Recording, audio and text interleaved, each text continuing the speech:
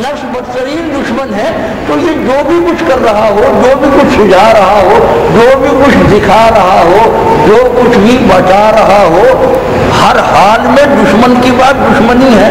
اب وہ دشمنی کیا ہے، یہ شریعت کی کسوٹی پر پرکھنا ہے۔ نفس، طبیعت، عادت، رواج، مخلوق، دنیا، اہل دنیا، یہ سب معصیت کی طرف لے جائیں گے۔ اب معصیت سے بلند ہونا ہے، کفر کو چھوڑنا ہے۔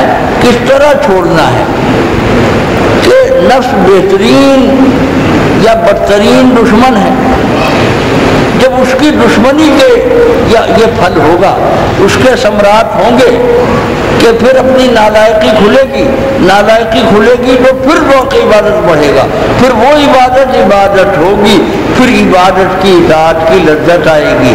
پھر معصیت سے خود بخود کسی نے حکم نہیں دیا کہ کراچی کارپوریشن کی لیٹرین میں جا کر وہاں لذت لینا شروع نہ کرو، وہاں آرام ہونا شروع ہو جائے، ایسا نہ کرو۔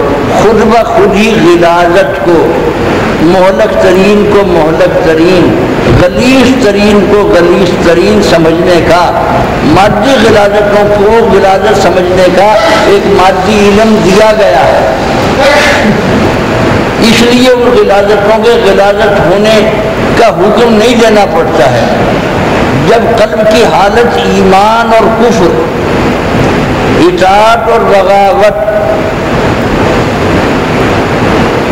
معصیت اور نیکی کے سلسلے میں یہ ہو جائے گی، پھر مزاج کو، تقویٰ کے معنی یہ ہیں کہ طبی نفرت ہو جاتی ہے، گناہوں میں غلاظت اور ہلاکت آخری درجے کی طبعاً محسوس ہوتی ہے، طبی نفرت ہو جاتی ہے جب صاحب تقویٰ ہو جاتا ہے۔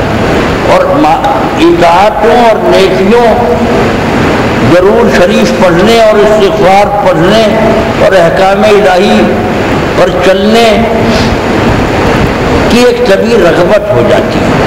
ورنہ جب تک غفلت کا حملہ رہتا ہے قلب پر، اور قلب کو نفس کی طرف سے اطمینان ہوتا ہے، قلب کو نفس سے بدزنی نہیں ہوتی ہے، نفس سے ناراض رہنا، نفس کی رضامندیوں سے نفرت رکھنا، یہ قلب کا کام ہے۔ لیکن قلب خود نفس سے مطمئن ہو گیا، قلب تو خود نفس کا رشوت خور ہو گیا، آقا تو خود اپنے غلام کا محکوم ہو گیا۔ کئی وزیر اعظم، صدر میں نے آپ نے دیکھے، وزیر اعظم گورنروں کیا ملک کے ایک ایس ایچ او کی انگلیوں میں کھیلتے ہیں۔ ایس ایچ او نے الہام جاری کرتے ہیں، جو ایس ایچ او نے کہہ دیا وزیر اعظم صاحب کی اپنی ذاتی عقل نہیں ہے، گورنر صاحب نے پٹی پڑھا دی، وزیر اعظم کو over and above knowledge and permission of chief executive جو چاہا کر رہے ہیں۔ یہی نفس چیف ایگزیکٹو تو قلب ہے۔ نفس اپنی گورنری شروع کرتا ہے، پھر قلب کو نفس کی طرف سے یعنی وزیر اعظم کو گورنر کی طرف سے اطمینان ہو جاتا ہے، پھر گورنر زینت اعمال ہو جاتی ہے، سوء اعمال میں غفلت ہو جاتی ہے۔